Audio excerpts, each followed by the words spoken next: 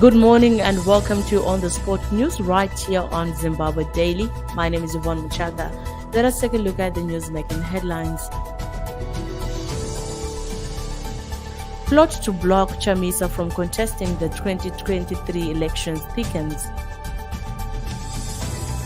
Malema clashes with Dudula over Zimbabweans.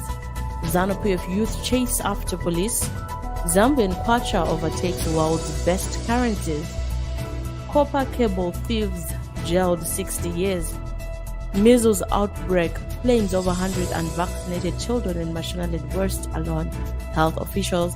And in sports, Leicester 0, Manchester United 1. Jadon Sancho scores to slow third successive win. And now for the news in detail. The ruling ZANU PF is plotting to bar opposition leader Nelson Chamisa and the Citizens Coalition for Change party from contesting the 2023 elections by pushing for a constitutional amendment that stipulates that contesting parties should have a constitution and structures. Addressing a post-ZANU PF Politburo press conference last Friday, party spokesperson Christopher Mtangwa said a constitutional amendment to bar any party without a constitution from the polls would be most welcome. Tensions flared at Kalafong Hospital in Atteridgeville, west of Pretoria yesterday, as disgruntled members of Operation Dudula and economic freedom fighters attacked one another following weeks of protests outside institutions which have provided healthcare services to suspected migrants. Following the clashes, Union Democratic Nursing Organization of SA, DINOSA, slammed the government's slow response to the crisis, saying it was disappointed that it took more than 2 weeks for Health Minister Dr. Joe Pahala to deal with the issue. Over 100 ZANU PF youths in Mazoe West concession area allegedly chased after police officers who were guarding a recovered 15 truck loaded with gold ore at Zawadi mine concession. The youths were wearing ZANU PF youths and alleged that they belonged to Home Affairs Minister Kazembe's camp, demanded the gold ore while singing revolutionary songs. Police had to run for their dear life as the violent youth bayed for the police officers' blood. The matter came to light at Bindura Magistrate Court yesterday, where Cosmas Pandamari 29, Garikai Kamucheta 24, and Olen Tafrenika 25 appeared before Bindura Magistrate Shingirai Mutiro, facing charges on obstructing of justice.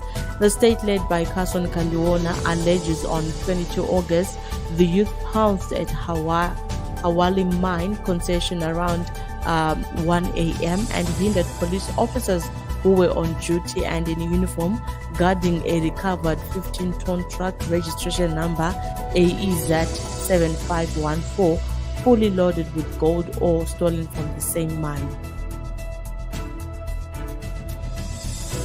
Former ZANU PF National Youth Political Commissar Godfrey Tsenengami yesterday said President Emmerson Mnangagwa will be wounded for continually detaining Citizens Coalition for Change legislators Honorable Job Sikala of Zengeza West, Honorable God Sitol of Chungwiza North, and Peyton Natsime residents. On Tuesday, Sikala had his 18th bail application thrown out in a case he stands accused of obstructing the course of justice. Sikala, Stole, and the 13 activists were arrested in June and have been remanded since then at Chikurubi Maximum Prison, where they are being denied bail. Meanwhile, former ZANU PF youth leader Jim Kunaka has fired salvos at main opposition Citizens Coalition for Change leader Nelson Chamisa for folding his hands while legislators Job Sikala and Godfrey Stole languish in remand prison. He is demanding the duo's release by September. Kunaka is among 4 politicians who have converged to demand the release of outspoken Zengeza West legislator under the banner of Friends of Job Sikala Solidarity Trust. The Zambian Kwacha has overtaken the world's best performing currencies. Some of the best currencies overtaken by Kwacha as of September 1, 2022 included the Russian ruble.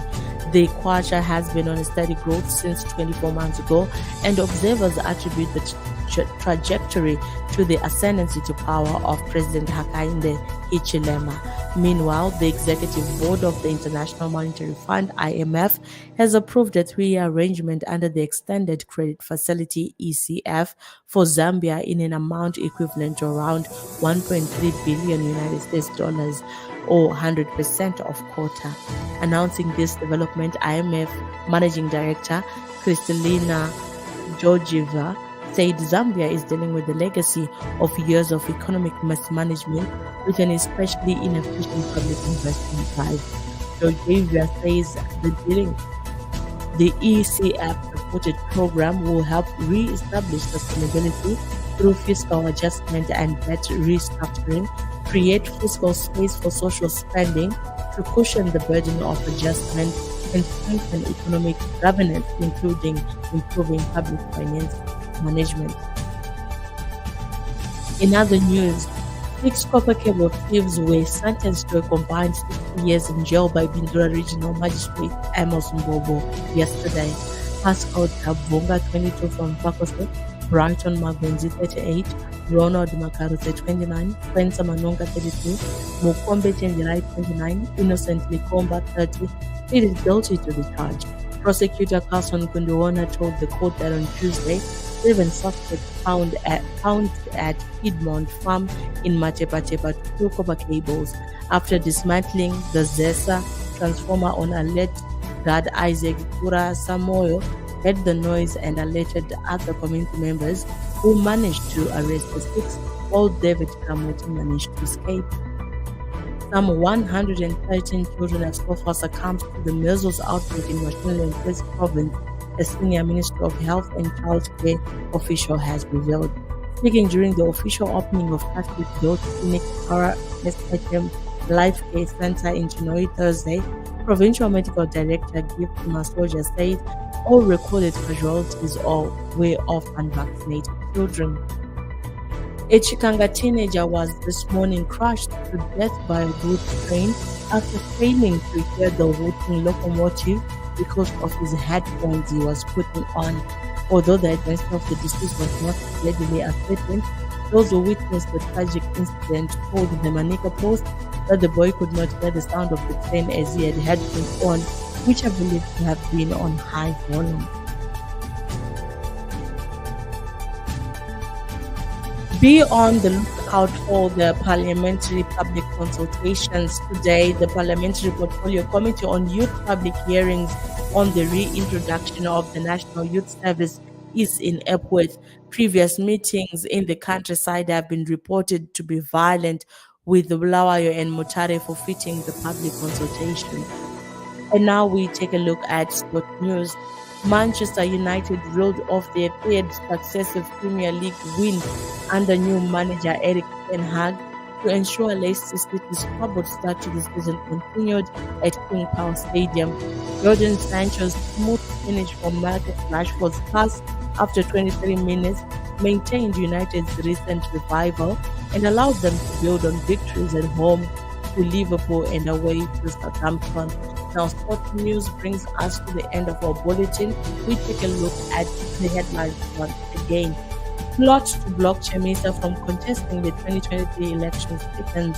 Malema clashes with Dudula over Zimbabweans. ZANU PF youth case after police.